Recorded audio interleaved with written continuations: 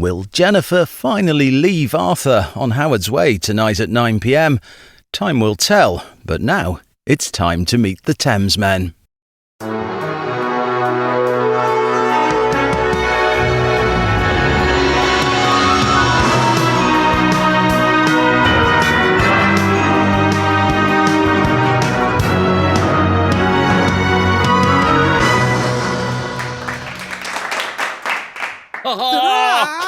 Oh, blimey, you took me by surprise. Nearly cuffed your kidney up. I think the amount of cigarettes I smoked in my past, in 1970, often surprised I don't cough up a lit cigarette.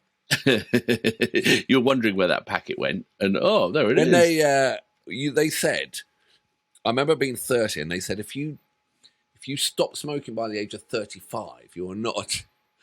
This is absolutely serious. You will not die of a smoking related disease. And you know what I thought? I thought, great, I've got 5 years left, and I went for it.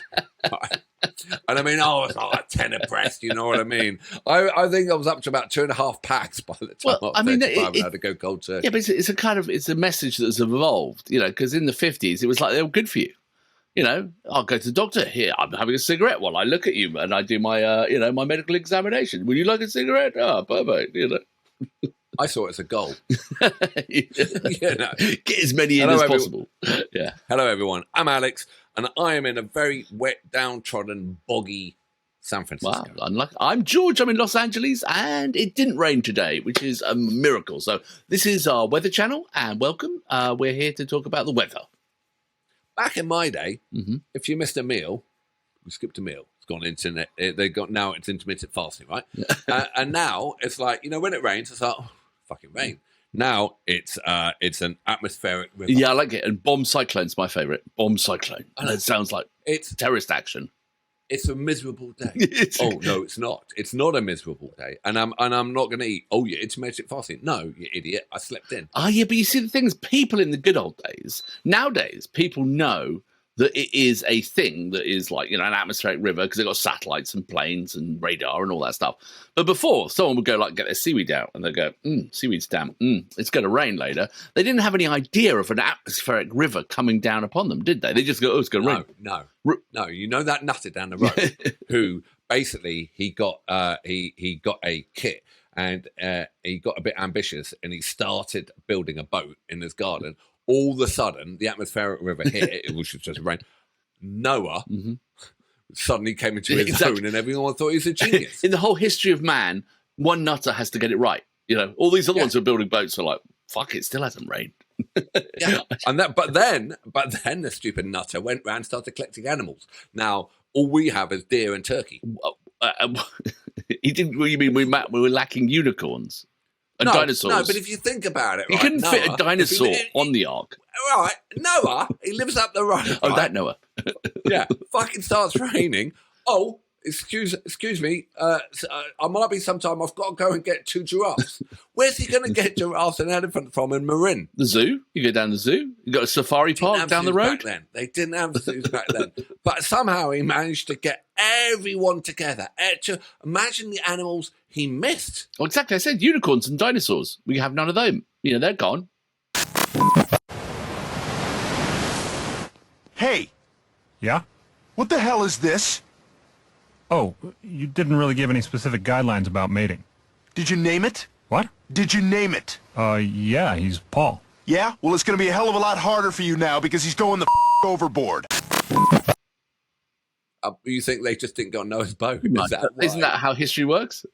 Is that how dinosaurs died out? No. That Noah didn't have room? You're fuck off. You're too big. Fuck off. You're too big. You just ate my goats. Bugger off. A Dumpydorus. You can shit. T-Rex. He's out. Yeah, exactly. I've seen those Jurassic Park movies. They're not good dinosaurs. You don't want them around, do you? God, the Christians are missing out. And like the Marvel series, right? They're really missing out, the Christians. They could have like Noah, and they could really he could have a really kick-ass boat and everything. Well, so instead of like the Marvel universe, you'd have the Christian universe. Well, they kind of do, don't they? But just like they've got all the books. They've got Peter and Paul and John and Lazarus and but they've got lots of books. Noah. Judas could have like a bullet piercing cake or something like that. Well, that was Jesus. He could resurrect himself. He didn't. Oh yeah, that's his superpower. Resurrect and water into wine. Resurrect, like that. Yeah, he'd be like the king of them all. Yeah, well, he Judas was just kind of goes the round. king of them all, wasn't he? Oh yeah, yeah. Oh, it's got. Oh, there could be a musical in that. Well, Jesus Christ Superstar. Yeah, but they're still waiting for a second film. Well, the second resurrection. Yeah, so Coming it's soon. coming soon. At a cross near you. Yeah, well, in a temple mount near your square.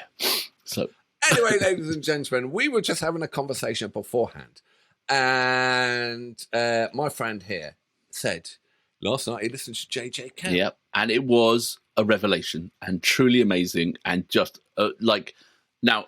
I knew a little bit about JJ Cale. I obviously had the record. It was on vinyl. It just sounded so good. And then, Alex, you're a bit of an aficionado on JJ Cale. I love JJ Cale. So many years ago, when I was about 13, and he had no money, but he had a record player that not only did 45 but did 78. I went to a jumble sale. Jumble sales in England are these halls, and people bring jumble, which is basically shit you don't want, and they sell it and they give the money to the charity, right? Or whatever, or something nefarious, Boy Scouts or something. Well, some unofficial cake-making arms deal. And at the end of the jumble sales, if you go along, that's the stuff that people don't want. Right. So you can take it for free. Right. Because basically you're doing them a favour. So I used to go along, and I didn't have any money. I was very young. But they used to have loads of records. And I picked out a JJ Cale record, right, and I brought it home. And about the age of 11, I got into JJ Cale. And there I am in Berkshire, where everyone's got a double barrel name, like fucking Fulford or something like that, to Quentin or whatever. Yeah. And I put on JJ Cale, and I heard Tulsa. Right. I heard Americana. Yep. And I fell in love with JJ Cale. Yep. He's a musician's musician, as in like those who know him adore him, and other musicians love him, such as Eric Clapton. Exactly, and as I understand, so many of us will have heard the track "Cocaine" by Eric Clapton or "After Midnight" by Eric Clapton. Eric Clapton didn't write those; JJ Cale wrote those, and it was Eric Clapton's performance and taking those songs that lifted JJ Cale up, as I understand. Because I understand he was not getting the success he deserved. He was also a sort of studio engineer as well as being a musician. And then, it was people like Eric Clapton using his songs that brought him to the forefront. Yeah, absolutely. And he earned the majority of his money from those two songs. Yeah. And they toured together. They did live albums together. And he did everything to promote him. And he has his own festival, Crossroads, as well.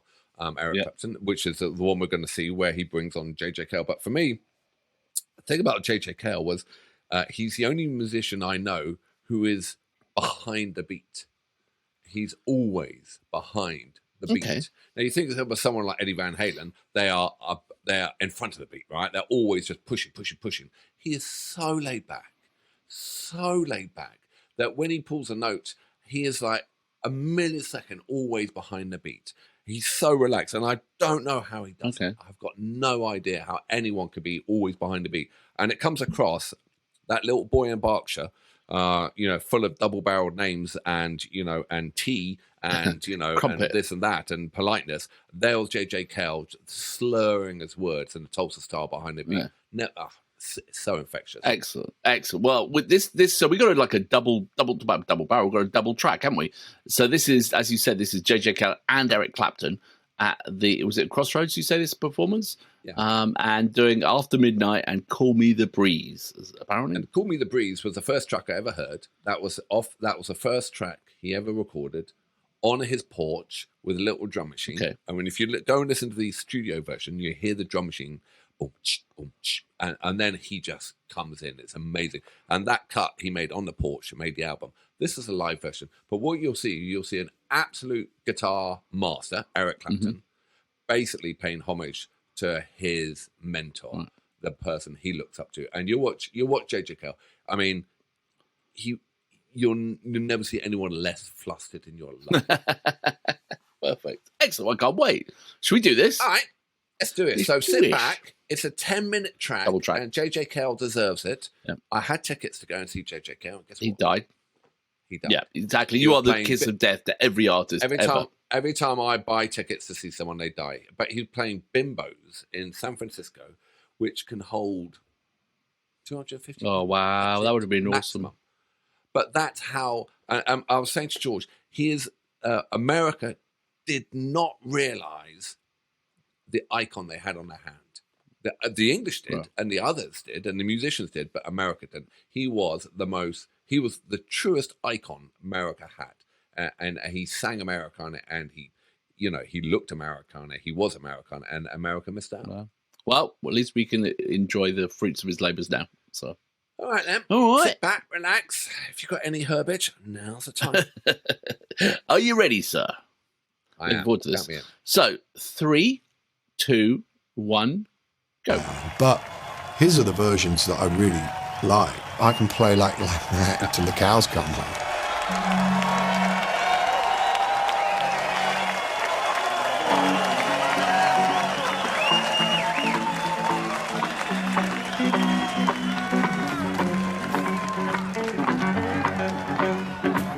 Love that stuff. Yeah. Even that, he's behind the beat.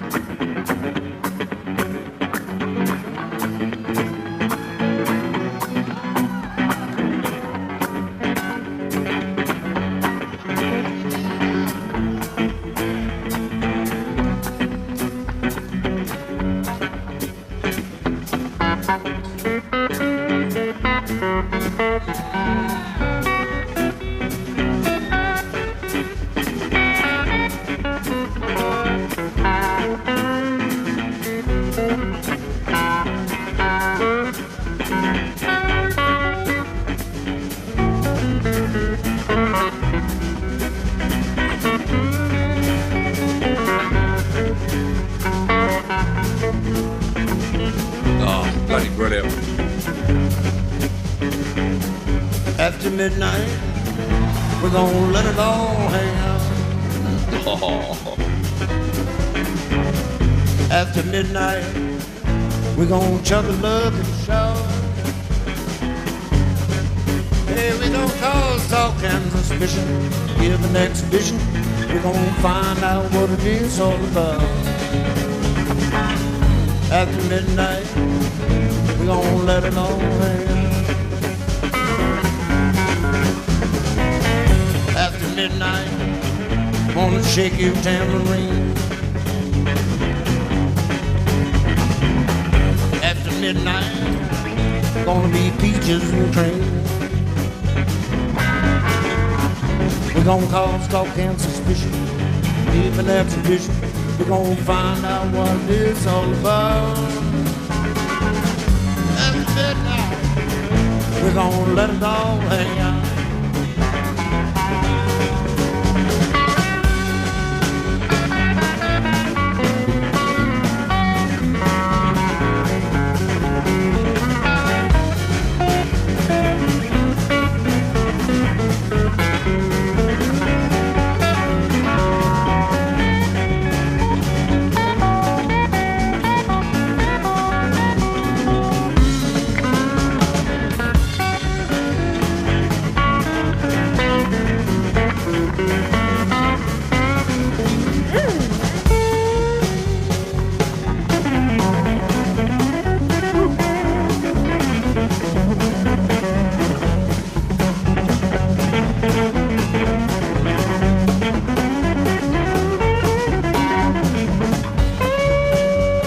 he's not bad either. Yeah, Clapton's God.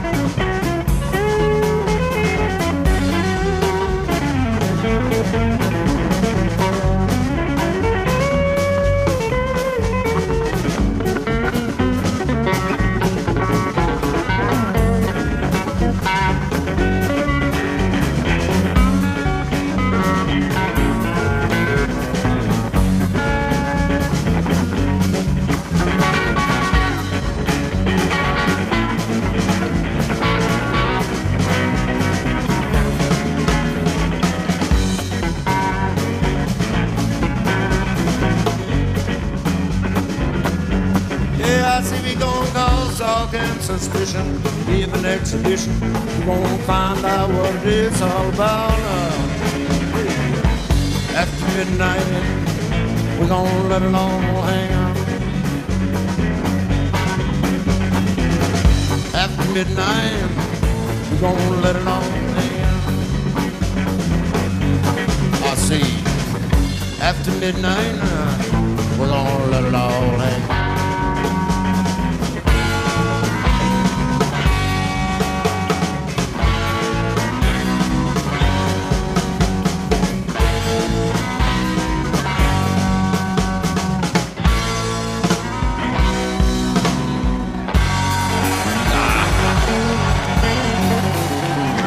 Awesome.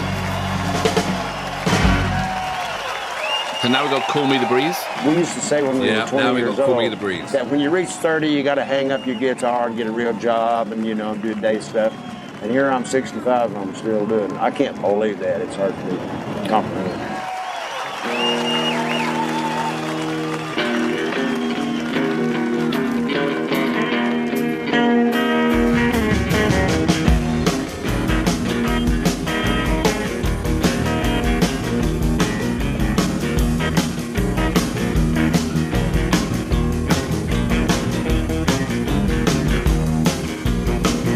Relaxed. Yeah. Totally chill.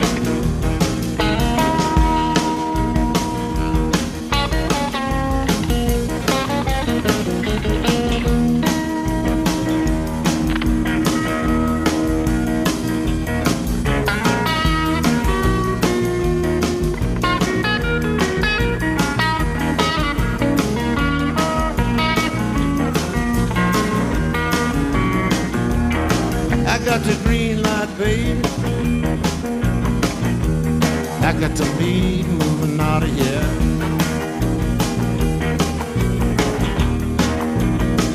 I got the green light, baby. I got to be moving out of here.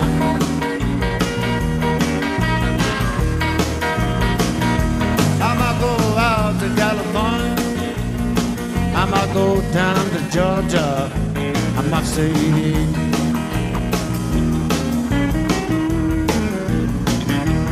Well, they call me the breeze. I keep rolling down the road.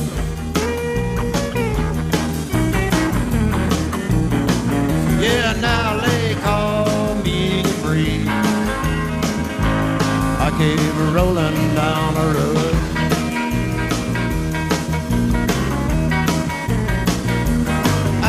Got me nobody. I ain't carry me no heavy load.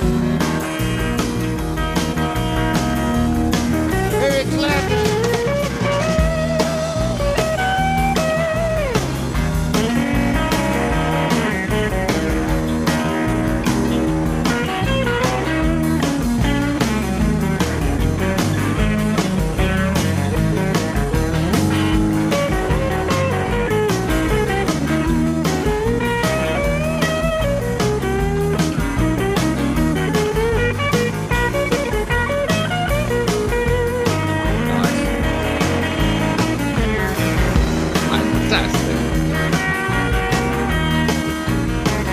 If there ain't no change in the world,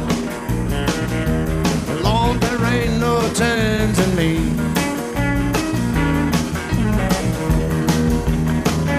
If there ain't no change in the world, Lord, there ain't no change in me.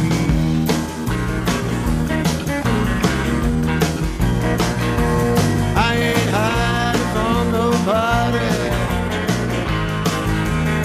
Nobody hiding from me.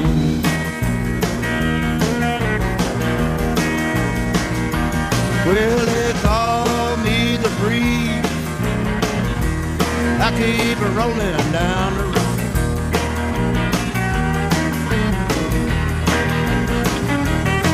They call me the breeze. I keep rolling down the road.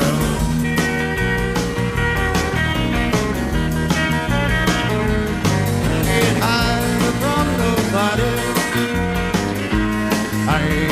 let me know, hear the low.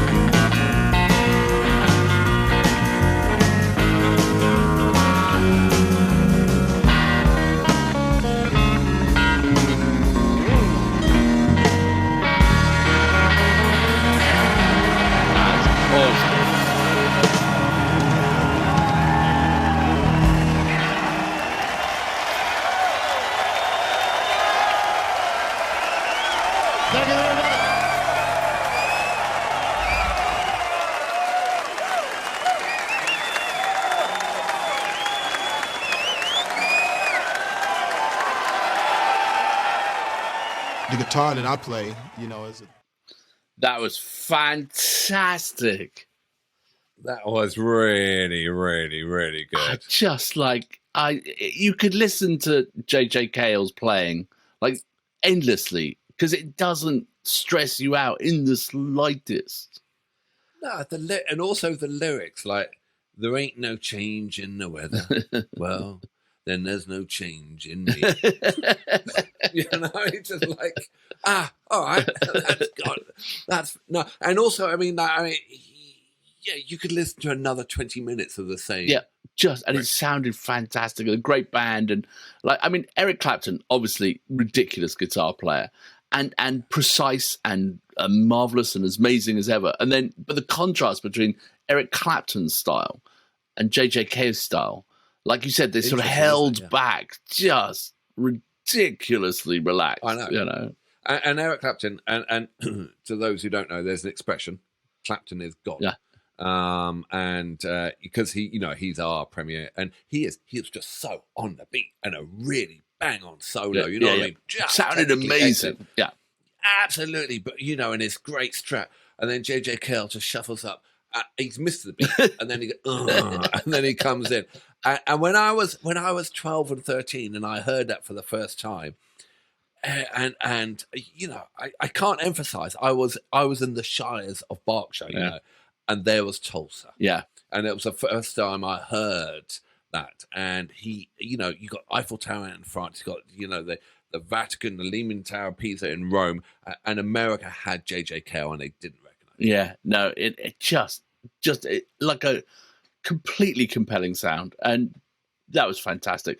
I thought a great combination, great band. And I loved looking at the other members of the band, like particularly the female acoustic guitarist, who was just smiling and going, like looking across and enjoying every second of watching the two of them. And just, it was a magic performance overall. And I'm watching Eric Clapton just smiling away as well. And then the keyboard player, oh my God, Jesus Christ. I think he woke up at one point, But there's a great, Tulsa documentary of JJ Cale on the road with him. Okay. Going, and just fantastic watch. He never did a duff album. Right, yeah. He never did a bad album. Obviously, the first 3 or 4 are just killer. Yeah.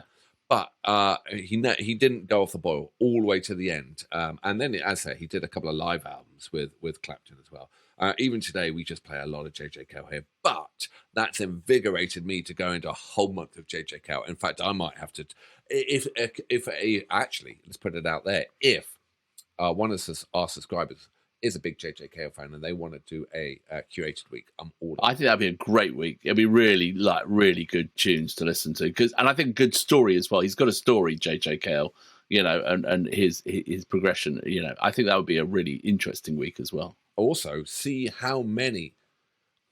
Just go and look up They Call Me the Breeze and see how many bands have covered that. Yeah. And that's his very first track. He has been, as I said, he's a musician's musician. You'll probably know other bands' versions of his version rather than him doing it. Yeah. Oh, fantastic. I think that was a great way just to have an odds and sods day, I think it was brilliant. I love JJ Cale. America, you're so goddamn lucky. Yeah. You really are. Celebrate your culture. It's rich. Yeah, exactly. Wow, that was fun. That was real fun. All right. Well, onwards for this. So week of odds and sods this week, and then we've got some other stuff coming up, haven't we? So yeah, what have we got? Do you know what we've got? Well, I could tell you what. So this week's odds and sods, and let me just pull up our list. And so we have got. This is a bit of a strange Oz special, Sunbury Music Festival, which was a very classic music festival in Australia, which is around Australia Day, which is the end of January. So we're going to have a look at some of that. Carol King, that's something we're going to do. Nightwish Week. We keep saying it. We got to get it right. We're going to do it, and we'll probably get it wrong. But anyway. And now we want JJ Cale. Now JJ Cale. And then we're going to... If anyone wants to step forward, and I also want to do Weed Week. You do want to do Weed Week, don't you? I really want to do Weed Week. But the secret thing is, right, I want to do a curated week of weed tracks, which I might do, but quietly, and don't tell anyone, but we're also going to be doing gummies that whole week. But don't tell anyone, because see if anyone notices. Well, it'd be an equally much of a train wreck as we normally have, But yeah, it'd be a complete. Oh, also, jerry cans. We were going on about jerry cans. We are so thick. The German. We got it right. Jerry cans are named after German. But it's like if you've got an infinite amount of monkeys and you give them a typewriter, one of them would come up with Shakespeare. We're that reaction channel. Like it will say enough stupid things that every once in a while something will come out right. Yeah. So yeah, a good analogy. We just don't have a typewriter, so we're just monkeys. I hated typewriters. Did you they were so frustrating? Where you I can hardly type on a normal keyboard. But how old are you? You've had a typewriter. You had a. How old are you? You've had No, I didn't. You never had a typewriter. I had a goose quill. How old are you that you I didn't have a typewriter. There was when I was in the SAS in Germany in 1945, and I'd have to write up the report of the failed raids on your carrier pigeon. But I there was a typewriter in our house, and I remember having to write out type something out, and just like when you hit letters, and then the two things go up the time, they jam. Oh, awful! And they get you white out, and you white it out. It doesn't matter. And then, did you have to go to bed before the candle went out? I got my bedpan. I got the copper bedpan. I put some coals from the fire in it, and I put them in my bed to warm up. Yeah, that was it. Was it like lights out at 10, candles out at 11? All right, okay, Shakespeare. Well, I'm just a monkey with no time. Yeah, exactly. So there's no excuse for you, is there? So, all right. Well, that was brilliant. Let's do it all again next time. All right. So like and subscribe. Come with us on the curated weeks. Thank you very much. Absolutely love that. Someone step up and do a JJ Cale. It's really worth it. Excellent. See you on the flip side. Ciao.